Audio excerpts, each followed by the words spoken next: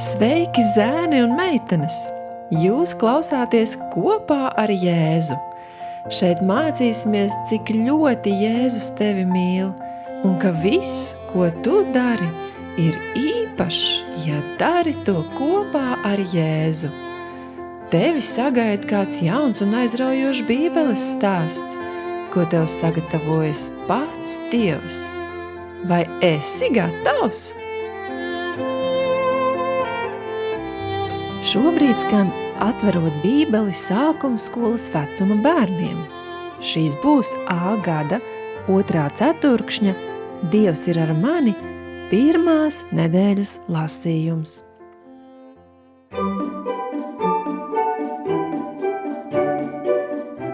Ceturtdiena. Pirmdzimtības svētības. Ēsavs metās ārā pa durvīm kārtējā medību piedzīvojumā. Jo vecāks viņš kļuva, jo vairāk izvēlējās rīkoties tā, kā pašam patīk, daudz nedomājot par nākotni. Jēkabs izvēlējās palīdzēt ganiem ar aitām un savai mammai viņas darbos. Jēkaba izvēle padarīja to laipnu un uzmanīgu. Jau piedzimstot zēni bija atšķirīgi.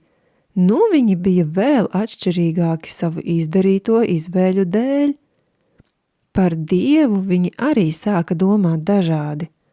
Uzticīgais tēvs Īzāks saviem zēniem vienmēr bija stāstījis brīnišķīgus stāstus par Dievu un viņu radiniekiem no seniem laikiem. Viņš arī mācīja tiem par vecākajam dēlam paredzēto Dieva īpašo svētību, ko sauc par pirmdzimtības tiesībām. Tas nozīmēja mantot dubultu daļu no tēva bagātības, vadīt ģimeni Dieva pielūgsmē, būt par ģimenes lēmumu pieņēmēju vai tiesnesi un mācīt ģimenei mīlēt Dievu un paklausīt viņam kā savam draugam. Ēsavam tādas lietas nemaz neinteresēja.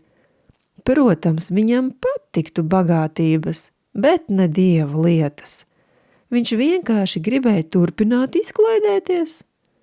Savukārt Jēkabam pirmdzimtības tiesības bija ļoti svarīgas. Viņš mīlēja Dievu un augstu vērtēja stāstus par viņa apsolījumiem. Viņš vēlējās kaut būtu vecākais dēls, lai pirmdzimtības tiesības piederētu viņam. Kādu dienu Rebeka pastāstīja Jēkabam, ko Dievs bija teicis pirms zēnu dzimšanas. Ko Dievs viņai bija teicis?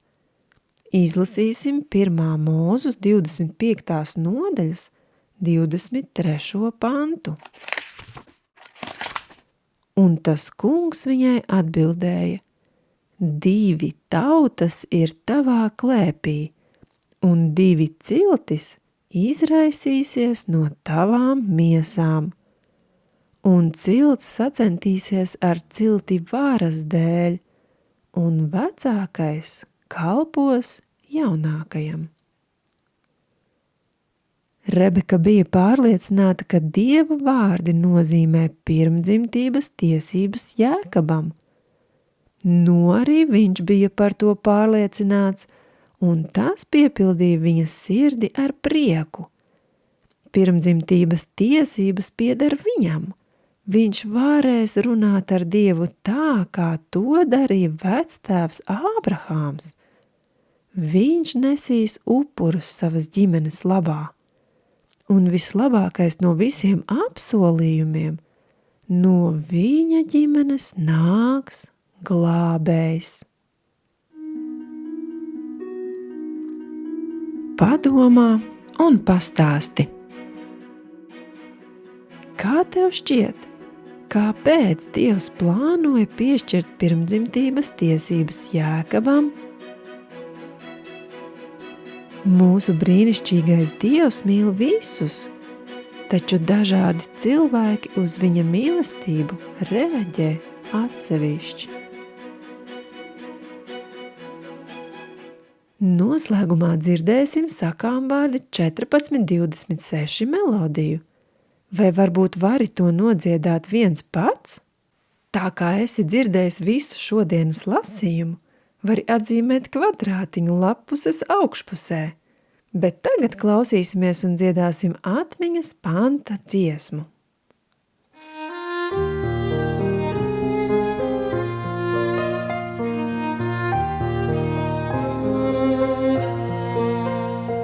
Kas to kungu bīstās, tam pieder drošs cietoksnis, un arī viņa bērni tur būs pasargāti. Sakām vārdi 14.26.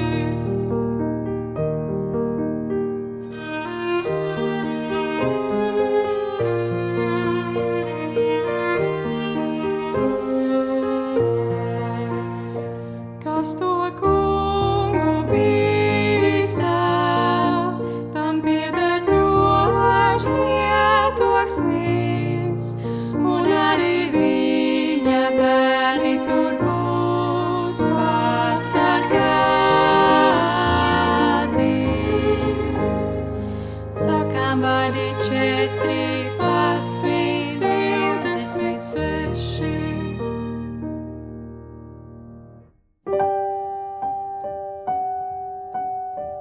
Laiks lūgšanām. Lūdz, lai Dievs ieliek tavā sirdī spēcīgu mīlestību pret viņu.